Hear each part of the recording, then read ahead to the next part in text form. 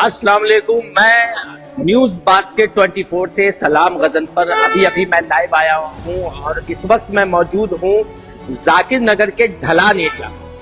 अभी एक चौंकाने वाली बात तो ये है कि मैं आप लोग को ये बता दूं कि अभी चंद तकरीबन 1 से 1.5 घंटा पहले यहाँ पर एक मेजर एक्सीडेंट हुआ है, जिसमें आप हमारे पीछे देख रहे होंगे ये हुंडई की एक कार है।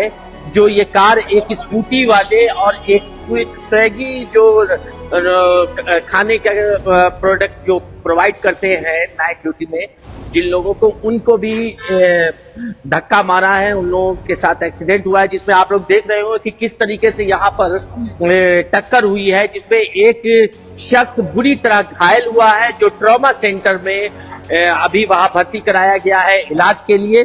फिलहाल इस जगह पर काफी लोग यहाँ पे मौजूद हैं जो चश्मदीद हैं। मैं उनसे भी पूछने की कोशिश करूंगा कि इस इलाके में जो ट्रैफिक का जो मामला है ये बड़ा खराब मामला है। और अभी हमारे पास जो मौजूद है, जिस शख्स का नाम मैं लेने वाला हूँ, वो कांग्रेस के एक अच्छे लीडर भी है प्लस समाज सेवी भी है और इस इलाके को बहुत अच्छी तरह से जानते हैं। जनाब दानिश साहब से मैं रिक्वेस्ट करूंगा कि आए। और ये जो हादसा हुआ है ये क्या आपके सामने हुआ?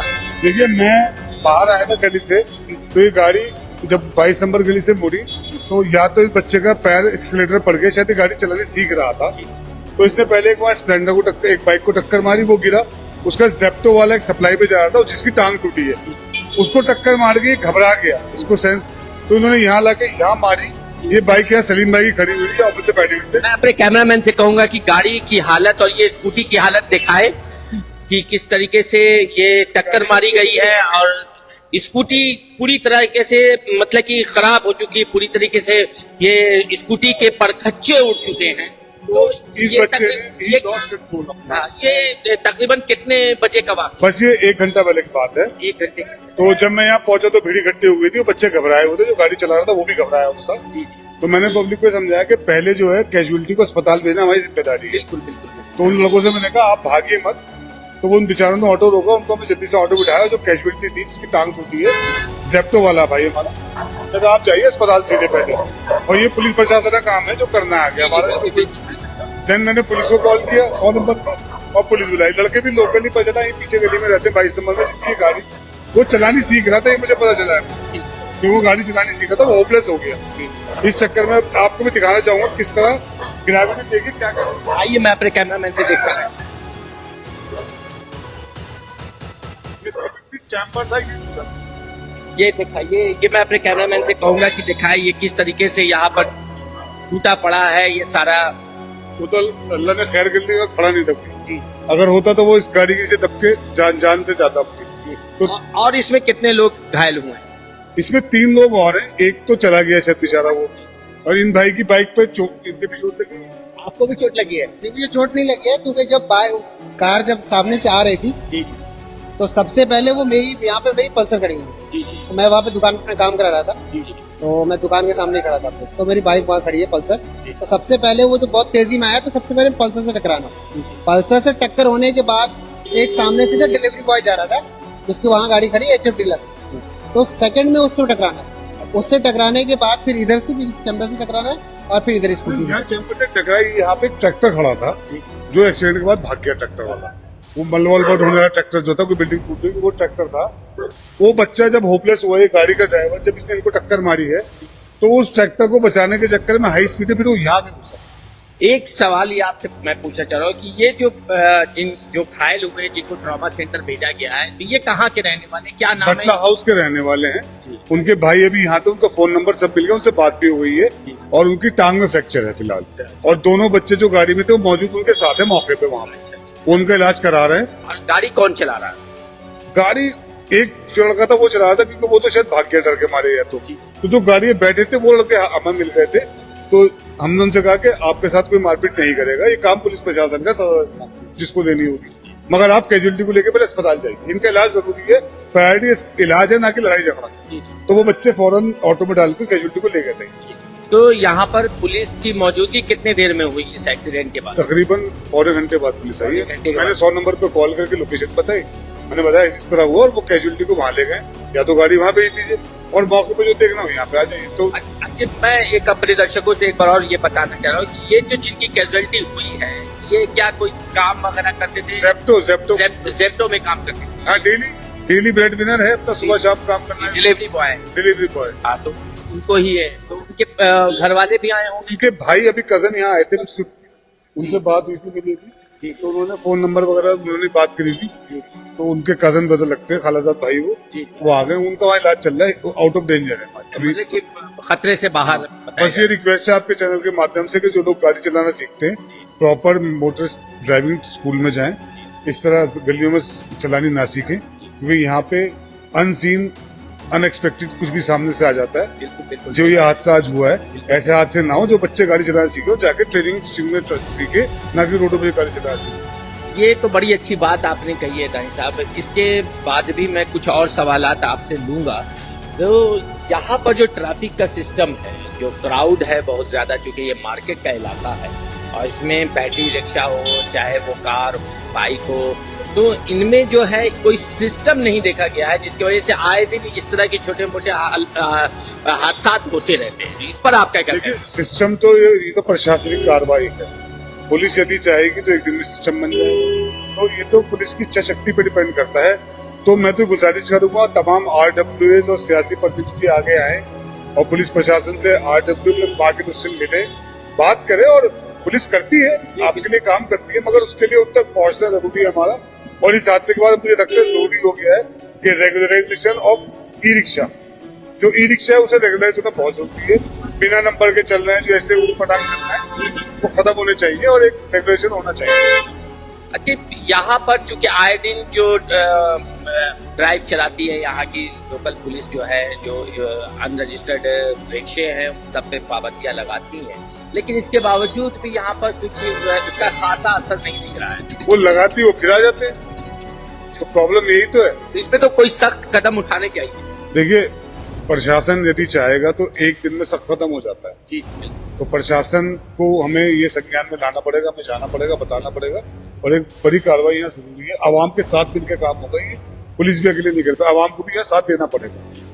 अच्छा, एक और भी बात है यहाँ पर, चूंकि मैंने कई बार ऐसी कई रिपोर्टिंग की है, कई बार तो ऐसा होता है कि यहाँ के SHO भी जो इंक्रोचमेंट के जो मसले हैं उसको भी क्लियर कराती है।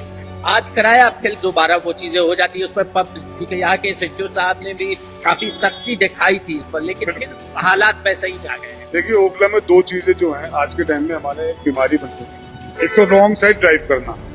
अगर आप खलीलुल्लाह मस्जिद की तरफ जाएंगे तो 90% लोग रॉन्ग साइड आते हैं, वहां से कट लेते हैं, ओखलाइट से रॉन्ग साइड आते हैं, जिससे एक्सीडेंट होते हैं। दूसरी बात इंक्रोचमेंट की, तो लोग जब अपनी दुकानों के आगे 1000 रुपए लेके ठिया लगवाएंगे तो उससे पुलिस कैसे रोक लेगी? आवाम को आगे आना पड़ेगा। और मैं हमेशा ये बात कहता हूँ कि ये दो चीजें जो हमारी कौम में बीमारी बन गई है, रॉन्ग साइड चलना, बिना हेलमेट के। मैं देखता हूँ सुबह को अपने बच्चों को छोड़ने आते, आप जिन बच्चों को स्कूल पढ़ने के लिए भेज रहे हैं उनको क्या जहालत की तालीम दे रहे रॉन्ग साइड चल के? वो आगे बड़े होने के बाद कानून कैसे मानेंगे जब बाप ही कानून तोड़ रहा है? उन्हें शर्म नहीं आ रही कि 5 रुपए का पेट्रोल बचाने के लिए आप रॉन्ग साइड जा रहे हैं। और यहाँ पटला हाउस से अगर ओखला बिहार जाना उधर तो रॉन्ग साइड का पुस्तान कैसे जाते हैं? प्लस दुकानदार जो अपनी दुकानों, देखिए अगर आप फ्री ठिया किसी का लगवा रहे हैं तो मैं आपके साथ हूँ, किसी गरीब का भला कर रहे हैं, मगर जो 500-1000 रुपए के लिए ठिया लगवा रहे हैं दुकानों के आगे, वो तो जुर्म कर रहे हैं। शरीयत के हिसाब से भी जुर्म है, सरकार के हिसाब से भी जुर्म है। तो ये तो सिविल सोसाइटी को इस पे खड़ा होना पड़ेगा, इन लोगों के खिलाफ मजम्मत करनी पड़ेगी। अच्छा, ये मुझे एक बात बताइए हमारे दर्शकों को कि ये जो बच्चे चला रहे थे या जो भी चला रहे थे, तो उनकी उम्र क्या होगी लगभग? वो यंग लड़के हैं, 20-20 साल के, 20-21 साल के लड़के। हाँ, क्योंकि वो मैं तो पहचानता नहीं, तो वो पीछे गली में बताया किसी ने, वहीं रहते थे बच्चे, तो वो गाड़ी चलानी सीख रहा था जहाँ तक मुझे सुनने में आया। ड्राइविंग को गलत किया उसने, यहाँ सीखनी चाहिए, ड्राइविंग स्कूल जाना चाहिए कम से कम। तो यहाँ पर की जो अभी हालात हैं, ये तो खैर आप बेहतर बता सकते हैं कि इस जगह पे किस तरह के हालात हैं। जैसे कि ये जैसे स्वैगी वाले जा रहे हैं, इन लोगों के लिए भी कोई अलग से कोई कानून है या किसी तरह का कोई है नियम बना हुआ इस तरह के? देखिए, नियम कानून तो सारे, उनकी उपेक्षा हो जाती है, कोई मानता है कोई नहीं मानता, मगर नियम कानून। मैं ये सवाल सिर्फ इसलिए पूछ रहा हूँ कि क्योंकि हमारे बराबर से जो बाइक वाले गुजरे वो बिना हेलमेट के गुजरे, जी देखिए, मैं इस पर कह रहा हूँ। हेलमेट तो आपकी अपनी सुरक्षा है। यही लोग जब दुबई जाते हैं या लंदन जाते हैं या उपरा करने जाते हैं, ये वहां सोच सकते हैं मैंने हेलमेट गाड़ी चलाना।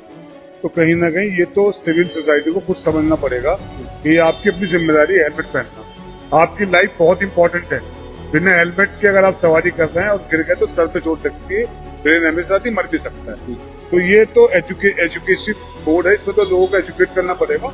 आपके चैनल के माध्यम से मेरी गुजारिश है कि 3 मुद्दों पे अगर हमारी मस्जिद के मेंबरों से इमाम गुजारिश करें, लोगों को बताएं कि आप शरण भी गलत कर रहे हैं, रॉन्ग साइड चलना गलत कर रहे हैं, ढीए लगवाना और बिना हेलमेट चलना।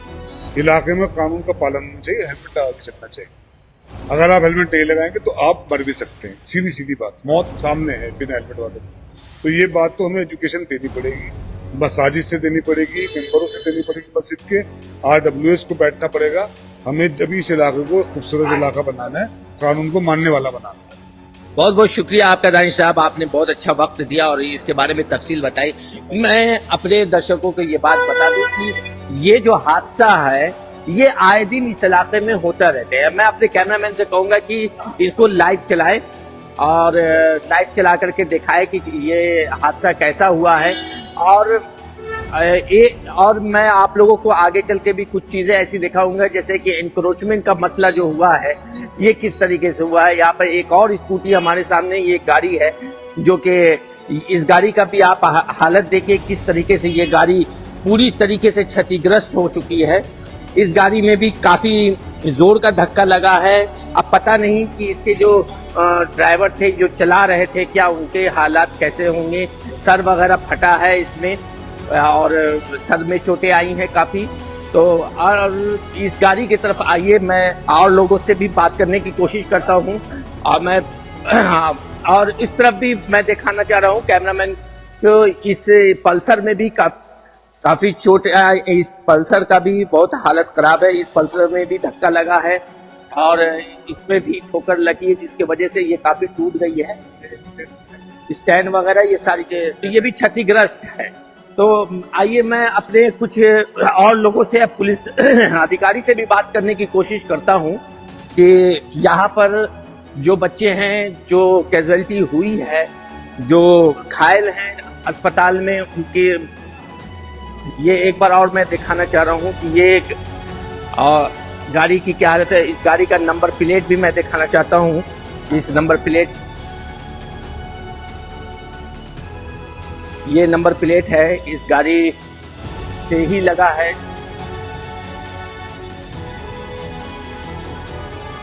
यहाँ पर मैं कुछ और लोगों से बात करने की कोशिश करता हूँ और अपने कुछ पुलिस के अधिकारी से भी कुछ जानकारी लेने की कोशिश करूंगा कि चूंकि हमारे पास कई लोग जुड़े हुए हैं, लाइव हैं। मैं अपने पुलिस अधिकारी से भी बात करने की कोशिश करता हूँ।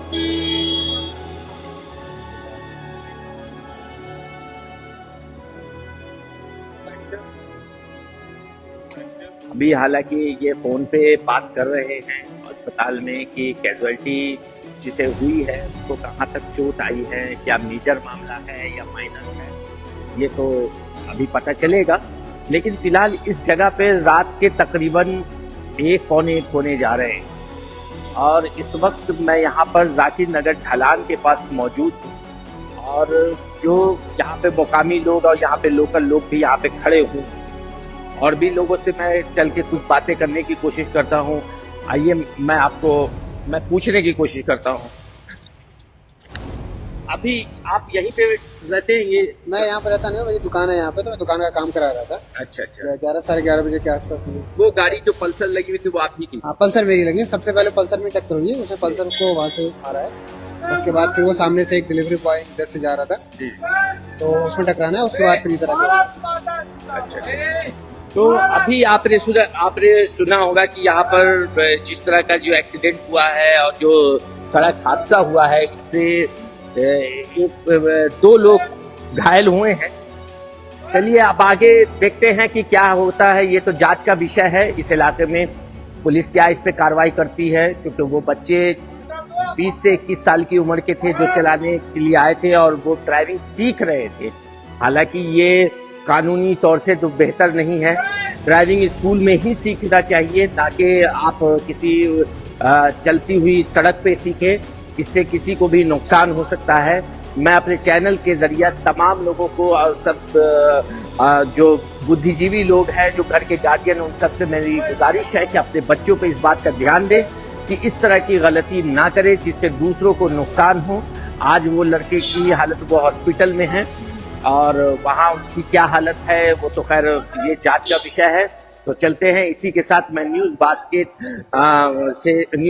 24 से सलाम गजनफर, कैमरामैन दानिश कुरैशी के साथ।